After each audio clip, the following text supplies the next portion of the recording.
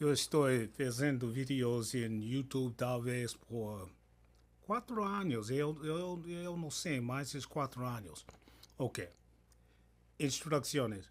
Simplesmente usa os subtítulos neste vídeo em francês e português e espanhol. Nem em inglês. Mas eu vou falar em inglês. Essas são as instrucções por o algoritmo. Porque o algoritmo diz, quando uma pessoa começa falando em inglês, o algoritmo automaticamente traduz em inglês e não outro idioma.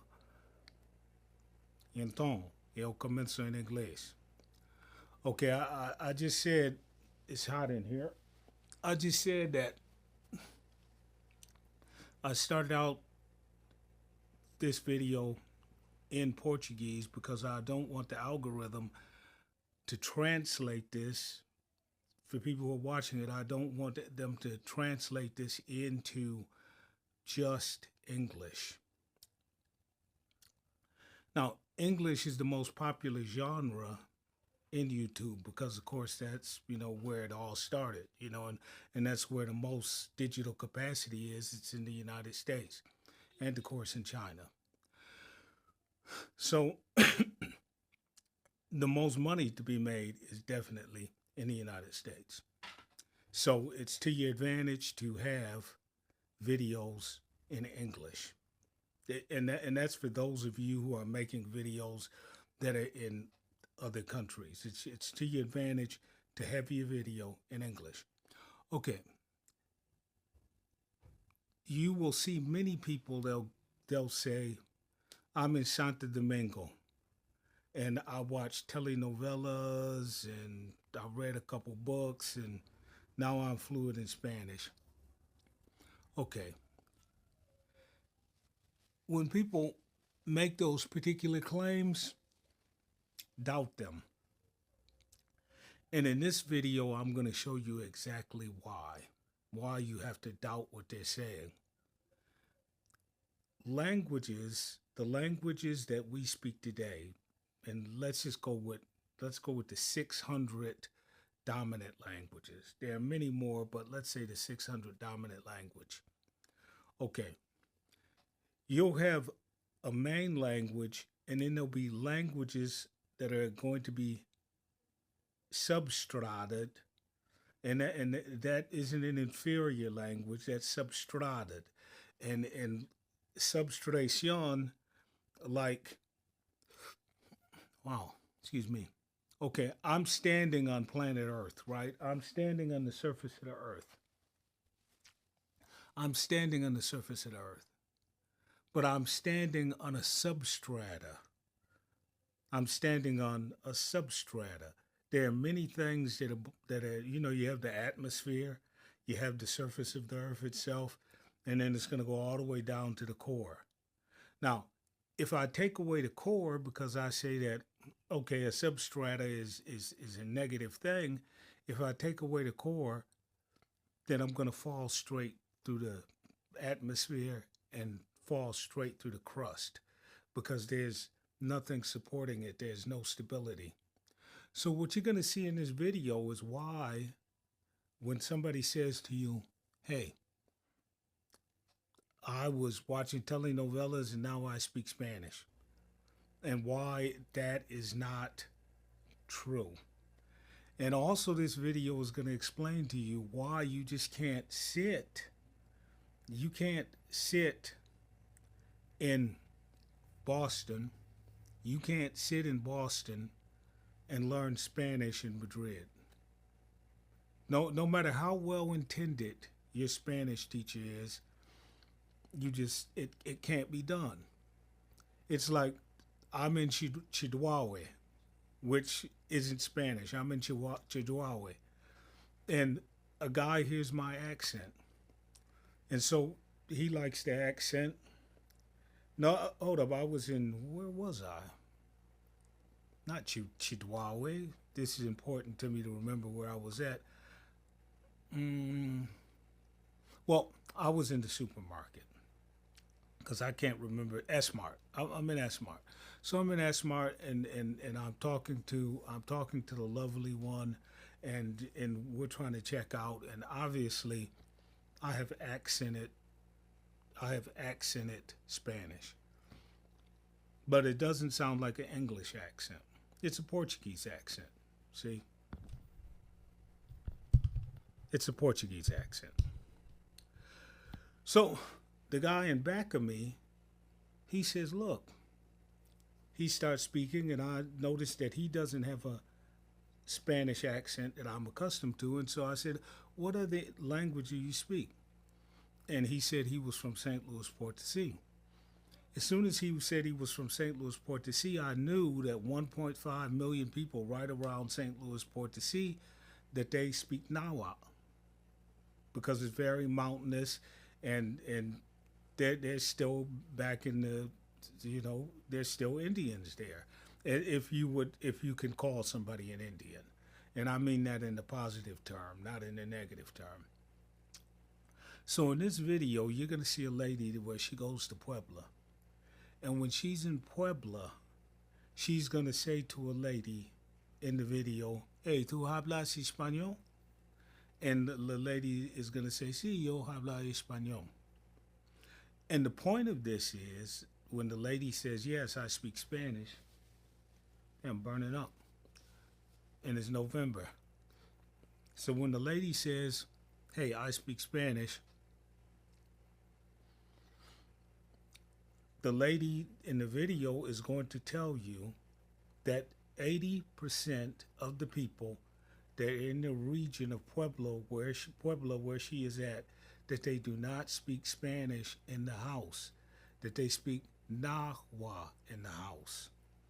There's 68 different languages in Mexico. So what a Spanish person from Spain would consider to be a Herga is not a Herga. It's the substrata language. What someone in the United States would consider, who's sitting in a Spanish class in Texas or something, what they would consider in their high school Spanish teacher, their college Spanish teacher, would call this a Herga, a bastardization of language, is actually not that at all. Like, and I've covered this before, someone who sucks gasoline out of a pipeline in Mexico is called a possum, but not a possum in English, Spanish, Latin, French, but a possum in Nawa. And I can't say it. Other people can say that word. I can't.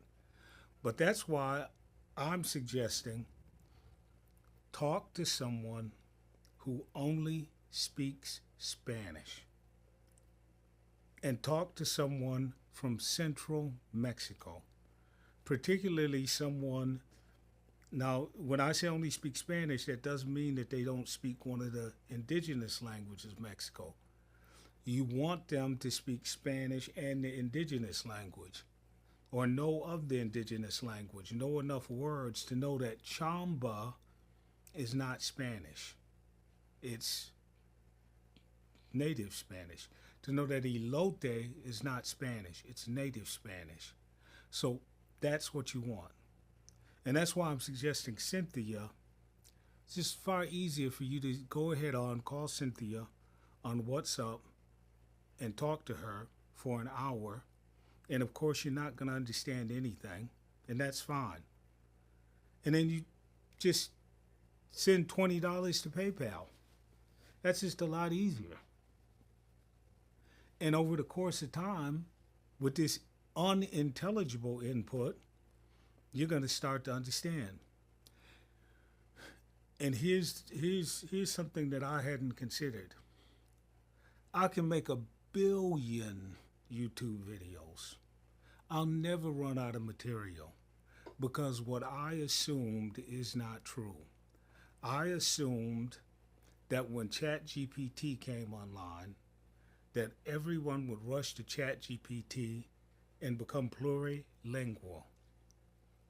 That's what I assumed, because it takes about a year to be able to use any of the 600 languages on earth, barring the writing system. So you can speak Chinese in a year. So these people that get on here and say, oh, I'm speaking Chinese and I'm brilliant, they're not brilliant. Now, they can use Pinyin, and then they're going to speak Chinese. Okay? You can, like you listen to Greek. Like I go on Suno, I listen to a Greek song, and I noticed this years ago. You listen to a Greek song and an Italian song, and they sound the same. If you can understand Italian, you can understand Greek. It's like if you can understand English, you can understand German and Dutch. These things are not mysteries. So I assume that people would just go onto YouTube and that YouTube automatically would enhance their abilities. But what I'm discovering is that YouTube will only send you what you are interested in. It took YouTube 14 years to send me material in French every day. Took them 14 years. Now, of course, the technology had to grow. It had to grow. So it's not all that YouTube was not planning on sending this stuff. It's that the technology had to grow. But now the technology is full bloom. So the only reason you're not getting French in your feed or Tagalog in your feed or Polish in your feed or Russian in your feed, Turkish in your feed, like they'll send me Turkish in my feed. They'll send me Chinese in my feed. They'll send me Mongolian in my feed because they know I'm going to click on it. It doesn't matter to me whether I understand it or not. To understand it in the future, I've got to struggle with it now. So the whole theory of comprehensible input is idiotic to me.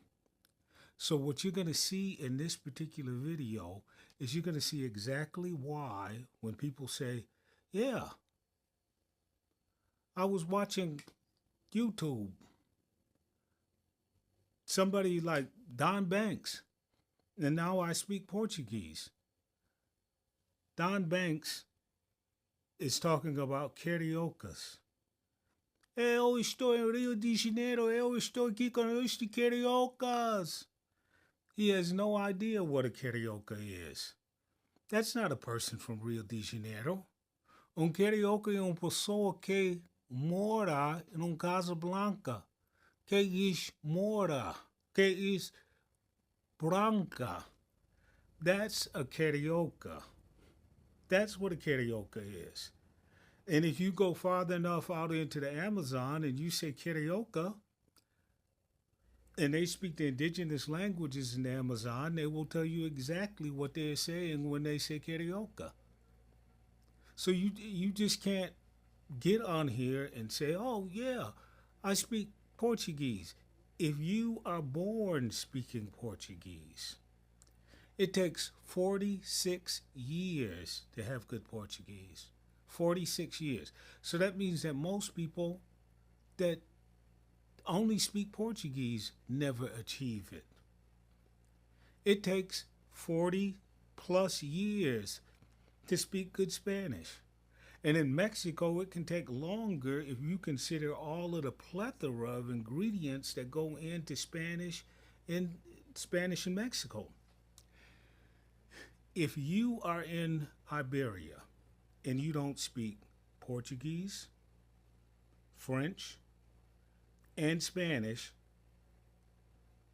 Latin, and Arabic, you can't even read Don Quixote de la Mancha. Now, somebody out there is going to say, yeah, I can read Don Quixote de la Mancha just with Castilian Spanish. No, you can't. You can kind of know what he means, but you can't fully know what he means without all of those languages. That's about you saying that you live south of Davao City.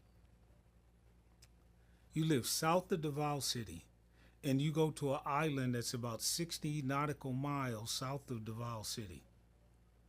And you go there speaking every language in the Philippines, all 100 of them.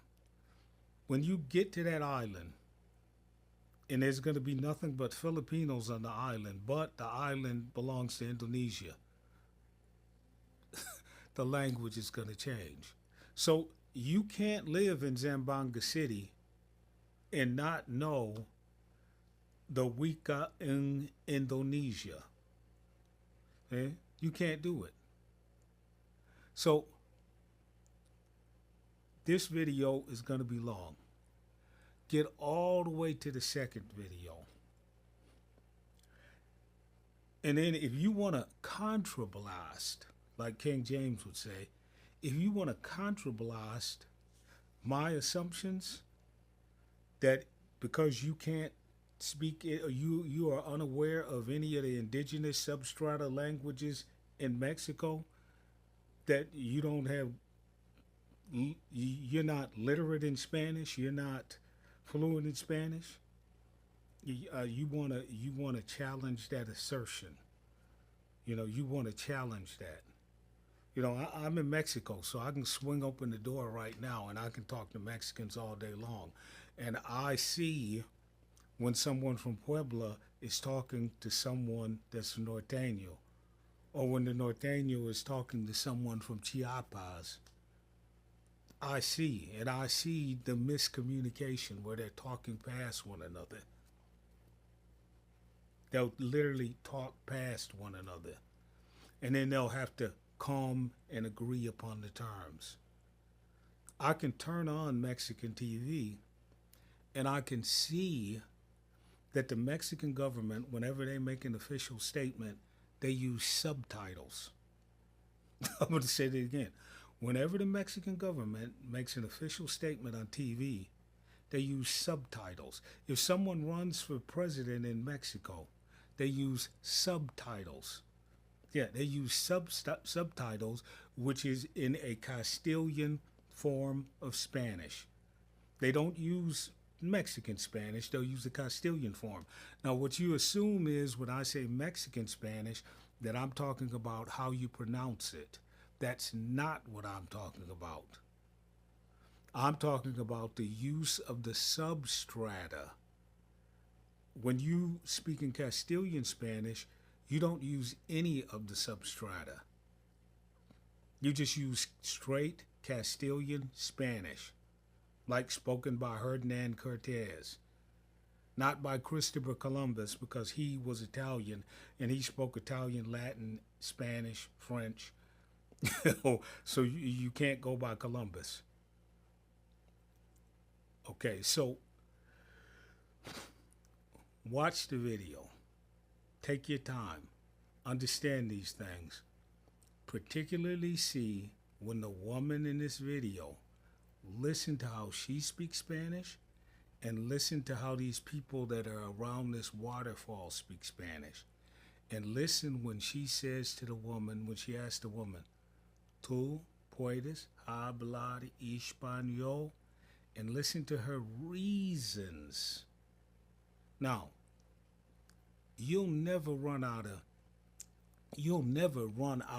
of material on YouTube. Never. Because you're never going to run out of people who cannot understand that they have got to search in multiple languages to be informed. If you just search in one language, you spend your entire life in searching in one language, you will only get one point of view. Now, you can be un chauvinista, and you can say that my point of view is the only point of view that's valid. And that's universal. That's universal. Brasileiros say, porque você está falando espanhol? Não fala espanhol, você precisa falar corretamente. Fala português correcto. And then you listen to the radio, listen to Portuguese radio in Portuguese, particularly out of Coimbra. Listen to it out of Coimbra. And they spend vast majority of the program making fun of Brazilians. And Brazilians will come to Portugal and they can't understand anything. It's not that difficult, but they can't. They can't. They won't understand what, and the Portuguese person is speaking Portuguese. You'll see people that'll that don't know any Italian that'll get on the internet and start telling you about Argentine Spanish. They'll start making these statements about Argentine Spanish, and they don't understand that that's because Argentine Spanish is really just Italian. They won't be able to tell you that if you go to Espírito Santo, that the language in Espírito Santo, Sur de Bahia, is Italian. They won't be able to tell you these things, but they'll get on YouTube and say that they are fluent. It is impossible for anyone on earth to be fluent in anything. What actually occurs on earth is that you are born in ignorance and you die in ignorance. I'm willing to admit that. So no, who was that? Spinoza said that. He said, nacido ignorante, muertum. Nacido incompletado, mortum incompletada. That's what he said, and that's true. You're born incomplete, you will die incomplete. No one is ever going to know all of the mysteries of the universe. That's impossible. So there is no ultimate physicist. There is no ultimate philosophy. There'll never be one language. None of that stuff will exist. There'll never be one solid mathematical proof that will lead to all truth. That stuff will not happen. And if you go and ask ChatGPT or any other AI, ask them why do they hallucinate. That's the most important question that you can ask. And then when you ask them why do you hallucinate, ask them this also. Do human beings hallucinate? And ask specifically, in my conversation and in my dialogue with you, have I shown mental instability and do I hallucinate also? The answer is going to shock you. So what you want to do, watch this entire video with this woman. She is going to really, it's not that I'm castigating anyone and saying that it's impossible to speak Spanish. That isn't the point. Awareness is the point. I'm standing on the earth. It's best that I'm aware of everything that is beneath the surface of the earth. There could be gold down there. There could be diamonds down there. There could be oil down there. The whole economy on the earth runs on what's below the earth, on the oil that is below the earth, the metal that is extracted out of the earth. So what if we were just aware of what was on the surface of the earth? We would be immensely less wealthy and have less people. So, yes, you can speak Spanish, but that doesn't mean that you can speak the Spanish that everyone speaks. And you can't come and say to them, like Brazilians would say, hey, fala correctamente. You just can't say that. You can't say that. You got to meet that person where they're at. Okay, watch the video.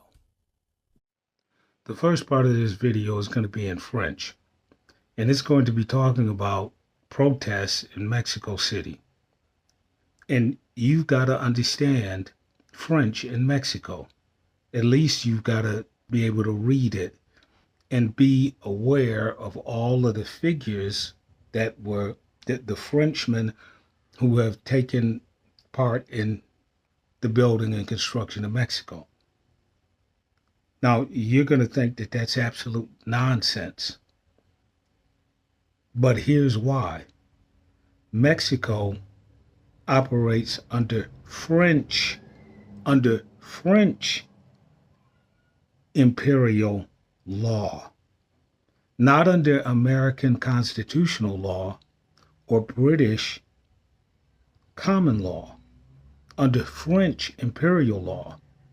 So if you don't understand French, you don't understand Mexico.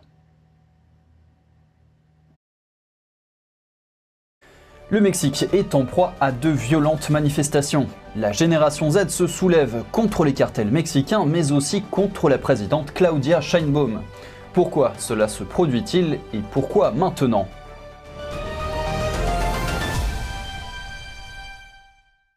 Bonjour à tous, vous l'avez compris, aujourd'hui on va parler de l'ambiance particulièrement électrique qui règne au Mexique. Le 16 novembre, des milliers de manifestants ont convergé vers le Palais national de Mexico. Pendant des heures, tout était pacifique, les participants de tous âges scandaient des slogans contre Morena, le parti de gauche au pouvoir, et appelaient à la démission de la présidente Claudia Sheinbaum.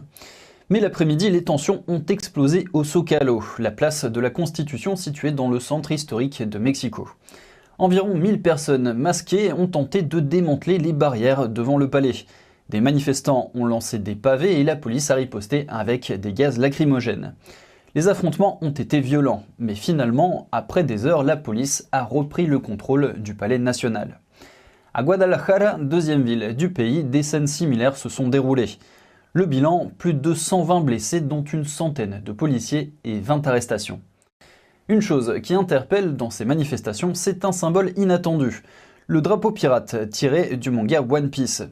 Ce crâne souriant coiffé d'un chapeau de paille est devenu l'emblème d'une révolte générationnelle mondiale. Ce phénomène a débuté en août 2025 en Indonésie, où des activistes l'ont utilisé contre un gouvernement perçu comme corrompu. Un mois plus tard, il a ressurgi au Népal où des étudiants ont forcé le Premier ministre à démissionner après une tentative de blocage des réseaux sociaux.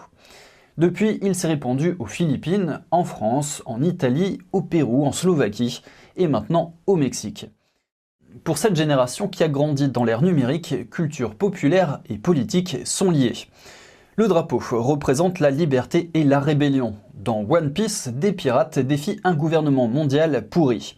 Et les jeunes Mexicains sont eux aussi prêts à renverser le système. Mais pour comprendre cette explosion, il faut remonter quelques jours en arrière. Le 1er novembre 2025, jour des morts au Mexique, Carlos Manso, maire d'Uruapan dans l'état du Michoacán, est assassiné en plein festival public. Cet homme avait adopté une approche radicale. Il montait dans des hélicoptères pour ordonner à ses policiers de tirer sur les trafiquants présumés. Ces méthodes étaient certes extrêmes, mais cela ne l'empêchait pas d'être populaire auprès de la population lassée de l'inaction contre les cartels. Les tests médico-légaux ont confirmé que son assassin était un adolescent de 17 ans, Victor Manuel Ubaldo, abattu sur place. L'arme utilisée, un Beretta de 9 mm, a été reliée à 2 autres incidents. Le procureur a indiqué que l'homicide était probablement lié au crime organisé. Et ce meurtre n'est pas isolé. Lors de l'élection de 2024 qui a porté Claudia Sheinbaum au pouvoir, au moins 37 candidats ont été assassinés, faisant de ce scrutin le plus meurtrier de l'histoire moderne mexicaine. C'est dire l'emprise des cartels sur la vie politique. Pour comprendre comment le pays en est arrivé là, il faut remonter en 2018, quand le prédécesseur de Sheinbaum, Andrés Manuel López Obrador, a introduit la politique nommée Abrazos no balazos. Comprenez par là des câlins, pas des balles. En clair, fini les raids et arrestations de chefs criminels. Au lieu de combattre les cartels, le gouvernement a décidé de s'attaquer à la pauvreté par des programmes d'emploi, l'éducation et des aides sociales. Résultat, un échec retentissant. Les groupes criminels ont étendu leur influence.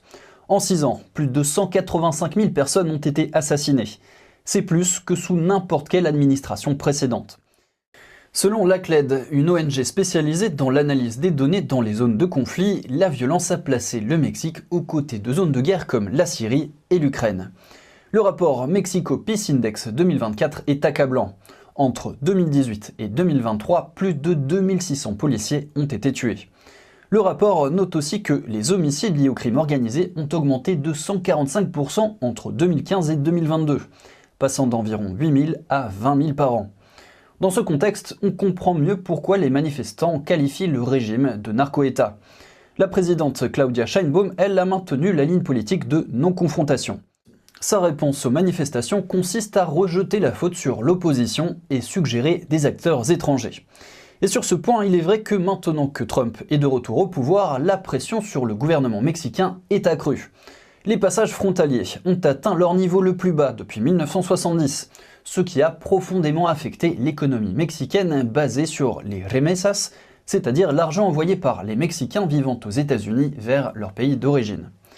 En juin 2025, ces transferts ont chuté de 16,2%, la baisse la plus forte depuis 2012 selon la Banque du Mexique. Au deuxième trimestre, ils ont baissé de 11% pour atteindre 13,2 milliards d'euros. Le pays dispose donc de moins d'argent pour fonctionner.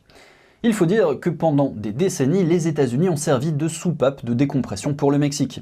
Chaque fois que des problèmes éclataient au Mexique, le gouvernement envoyait ses citoyens de l'autre côté de la frontière et recevait des milliards en retour. Mais maintenant que la frontière est fermée, ce type de manifestation va devenir beaucoup plus fréquent. Le pire, c'est qu'il n'est même pas sûr que la présidente Sheinbaum du parti de gauche Morena veuille vraiment se débarrasser des cartels. Voici ce que la sénatrice Lili Tellez a déclaré sur Fox News il y a 2 mois de ça. Écoutez. Le Mexique est-il un narco-État? Oui, tout à fait. Et tous les Mexicains le savent. Les Mexicains ont peur de l'alliance entre le gouvernement mexicain et les cartels qui ont infesté notre nation. Pouvez-vous expliquer cette alliance entre la présidente, son parti, le parti Morena et les cartels? Les cartels ont donné tellement d'argent à ces politiciens, les politiciens narcos de Morena, pour accéder au pouvoir, pour obtenir le pouvoir. Alors, ils protègent. Le gouvernement mexicain protège les cartels. C'est pourquoi le président Sheinbaum ne veut pas que le leadership américain aide le Mexique à vaincre les cartels. Et Sheinbaum ne veut pas non plus que le reste du monde sache ce qui se passe ici au Mexique. Nous sommes en passe de devenir le prochain Venezuela. Le président Trump, qui partage cette vision du Mexique, a évoqué une intervention militaire, désignant 6 cartels comme organisations terroristes. Mais en face, plutôt que d'accepter l'aide militaire américaine pour se débarrasser des cartels, la présidente Sheinbaum a qualifié cette intention comme un acte autoritaire de fascisme. Et vous, qu'en pensez-vous dans cette histoire entre la jeunesse mexicaine qui veut voir leur président démissionner, le président américain qui souhaite intervenir par la force, et la présidente mexicaine qui rend l'ingérence étrangère responsable de la situation? Qui a tort et qui a raison? Et comment pensez-vous que cette affaire va évoluer? Dites-le nous dans les commentaires. C'est la fin de ce journal, merci à tous de l'avoir suivi. Si ça vous a plu, pensez à liker et à vous abonner. Rendez-vous demain pour une nouvelle édition de NTD L'Actu. Très bon après-midi et à demain. Un nuevo e increíble video. Hoy me encuentro en Cuetzala, en Puebla, en este lugar que está lleno de cascadas. Y miren este sitio tan increíble donde estamos en este momento. Esto es Cascada El Salto. ¡Madre mía! ¡Qué emoción! 12 metros de altura, rodeada de esta exuberante vegetación. Hacia donde voltees a ver todo es naturaleza, es verde, son árboles, es agua. Este lugar está espectacular. Así que en este video nos vamos a divertir muchísimo y conocer paisajes sorprendentes. Así que les doy la bienvenida a Cuetzala, en Puebla.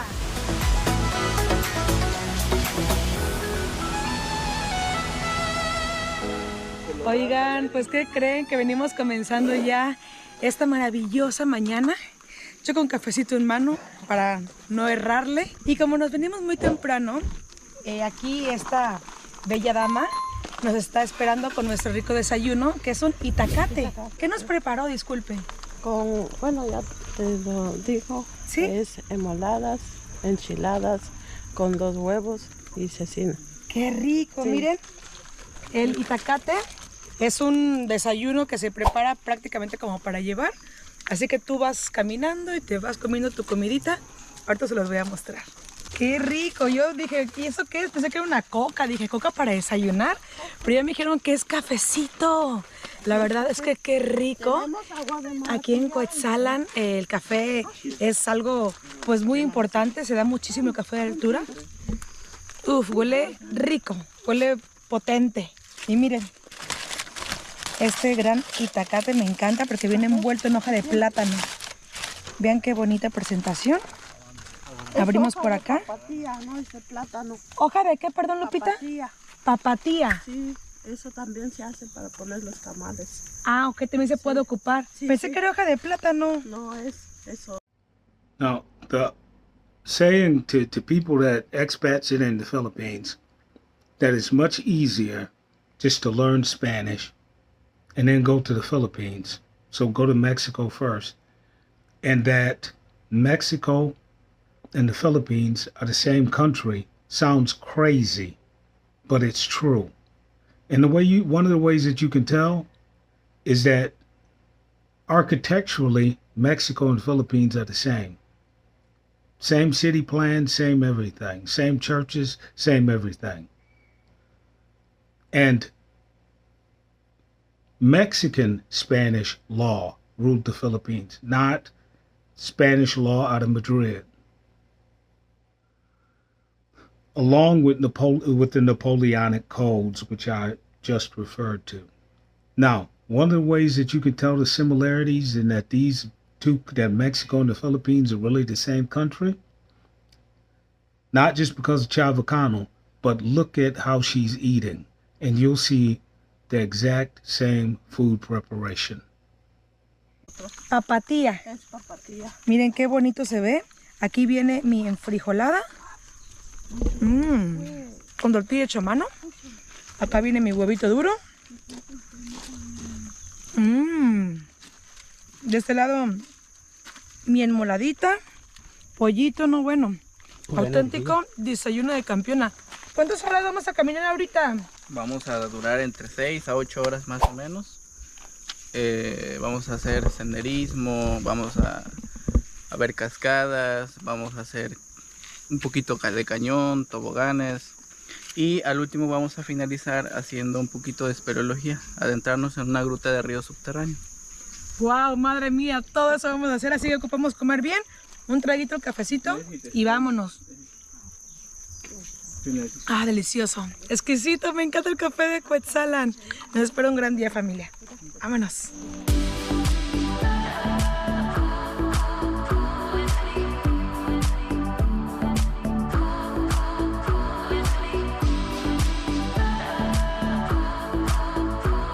Estoy hoy muy contenta, emocionada, feliz y modo deportista ya de este lado, modo guerrera, porque vamos a hacer este recorrido aquí por estas cascadas que me han dicho que están maravillosas. Todavía no las conozco personalmente, solamente vi algunas fotos y se ve espectacular. Algo muy importante antes de comenzar todo es decirles que siempre hagan ese tipo de recorridos con guías o con agencias certificadas. El día de hoy yo lo estoy realizando con la agencia Cuetza, aquí de Cuetzalan. Son muy buenazos, son sumamente recomendados. Venimos con casco, pero sobre todo con una gran actitud. Aquí viene todo el equipo ganador de este lado. Allá va nuestro guía hasta allá adelante. Y vean este caminito rodeado de vegetación. Escuchen por aquí.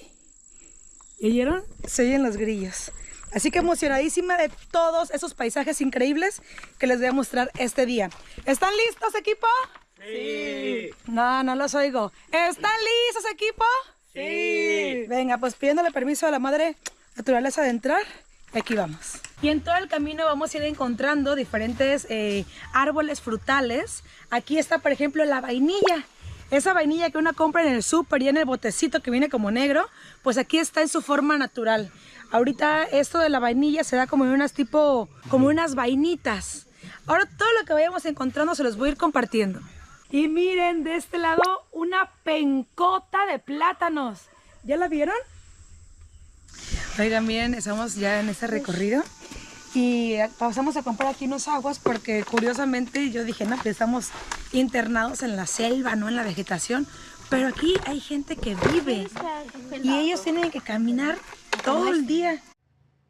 Now I've inserted this little reminder in a specific place where the woman is going to ask the other woman, ¿Tú puedes hablar español?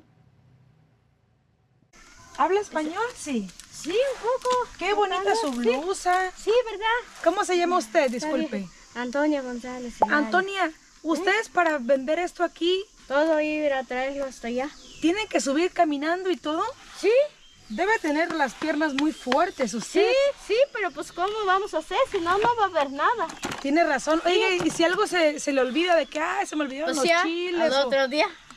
Ya no suben de nuevo, ¿no? No, ya no, al otro día, otra vez. ¿Usted nació aquí o se vino a vivir aquí? No, nací al otro lado. Allá arribita.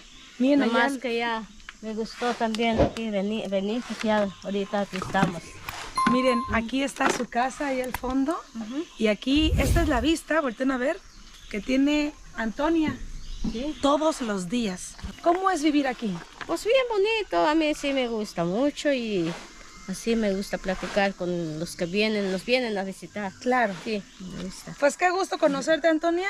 Sí, muy bien. Y Siempre. felicidad. Now you're gonna hear the lady to the right say, "Hey, esta blusa bonita," and she's gonna thank her. Gracias y especialmente por esta blusa bonita. Bonita, I think that's bonita. I think that's what she's saying. Blusa bonita. Okay, blusa, Brazil, that's French. That is not Castilian, and it's not Nahua. Okay, now, the lady to the left is going to explain that, thank you. Yes, this is a very unique blouse, basically, is what she's saying. And what she's trying to explain is that this is a traditional Nahua blouse. And she said, and it takes a lot of time to make. Now, what you wouldn't understand unless somebody from this region told you is that blouse is like a biblioteca. It tells who she is, it tells her story, it tells part of her life story. And those blouses can be written in the indigenous language. So the Spanish would literally capture a woman that was from that particular tribe in Puebla, and they didn't understand that the woman that they were capturing had the message to whoever they wanted to send the message to written right on her blouse. And that's what the beautiful little lady to the left, that's some of what she's indicating. Now, I'm not going to go through this and subtitle all of this for you, because you push the button and Google will subtitle it for you in case you're not satisfied with what I'm telling you, what these people are saying, and what I'm adding to it. But that's why you want to speak for yourself. That's why you don't want to use an electronic translator. You don't want a human translator, because you don't want us adding colors to it. You want to see the world for yourself, not through the eyes of others. Por esta blusa tan Sí, bonita. está bonito, ¿verdad? Nomás que es mucho trabajo para hacerlo. Cierto. Sí, sí. Y miren, aquí tenemos ya nuestras agüitas. Sí. Tlazocamati. Tazocamatic. Tlazocamatic. Pues sí, yo Oigan, me me cuidar. encanta. Claro. Cuídate. Gracias. Me encanta que aquí la mayoría de gente, bueno, todo. Now, right now, you're going to hear the lady that was to the right. She's going to say that the people here speak Nahuatl. Nahuatl. Okay, like for example, I live on a street named by a Nahuatl hero. And I always drive down the street that is named after a Nahuatl. I don't know if it's a person or Acuna is that's Spanish. That means like a needle. But I forgot the name of the street, but I'm always on that street.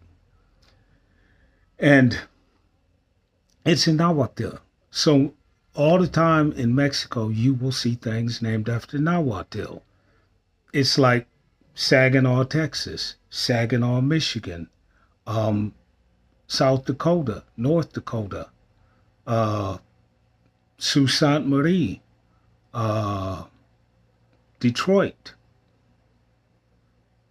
All of those names that I just mentioned, Montana, you know, those are not, like Yorkshire or, New England. They're not those types of names. So imagine if you were going through Mexico and somehow your car breaks down right in this region. And you speak good Spanish, but your car breaks down right in that region. Even if you're from Mexico, you're going to see that you're going to have some serious problems. So when you look at the first video that leads this, that's in French. And the French are talking about this political agitation that goes on in Mexico. Remember, Mexico is 3 times the size of Texas. Mexico is huge. It goes all the way from the deserts and sometimes the cold deserts in the north to the tropics in the south. And then it goes from the Atlantic all the way to the Pacific. I mean, by world standards, not like the United States, Canada, Russia, and China. It's not big like those 4 countries or like Australia. But relative to the rest of the countries on Earth, it's not big like Brazil, pardon me, or Argentina, but relative to the rest of the countries on Earth, I forgot the Congo, it's huge. And when you look at all of the obstacles, that it's 98% mountainous, it's practically impenetrable. So that's why in Chiapas, you still have people that speak the native language. That's why in this video, you see where she's going to say 80% of the people in this region of Puebla still speak the native language. You can say that I'm going to go to Mexico City, but that person from that little village in Puebla, they're going to Mexico City too. So they might be working at Walmart, or they might be pumping gas at the gas station, or they might be the waiter at the hotel that you're at. They might be serving you drinks in Cancun. They might be your landlord in Mierda. So you cannot ignore the 67 other languages of Mexico. That doesn't mean that you have to learn them, but you must be aware of them. You have to know what they are when you hear them. So when the person says something like chamba, you can consider it not to be slang, and you can consider it probably to be native. And then you can handle the person with the proper respect. But if you think that every time a Mexican opens his mouth and he says something that you didn't hear in your Spanish class, that he's speaking in jerga, he's speaking slang, he's speaking improperly, he's speaking crudely, if you constantly think that, and I know people who think that, if you constantly think that, even though your lips are closed, your sense of disrespect reeks. They can smell it. They can smell that disrespect. And what they call it is being a fresa. Got your nose up high. And so in the first part from the French, where they're showing these protests, these people feel that they're being treated unfairly by what they would consider to be the powerful European Mexicans that have practically no indigenous blood and have all Spanish blood or all European blood and are taking advantage of them. That's basically how they feel. That's the end of my input on this video. It's been long, but if you want to learn this, We got to learn this. Now, someone, I don't know if it's going to appear on the screen, but one of my colleagues from Brazil, and her number appears at the top, she just ringed in. That's no problem. You see the number? Give her a call. She can teach you good Portuguese. Adios. And remember, don't be a fresa. Hablan náhuatl, es su lengua materna. Leí por ahí una cifra que el 84% de personas de aquí, de esta zona de Cuetzalan, hablan náhuatl. Qué bueno que se sigan preservando estas lenguas.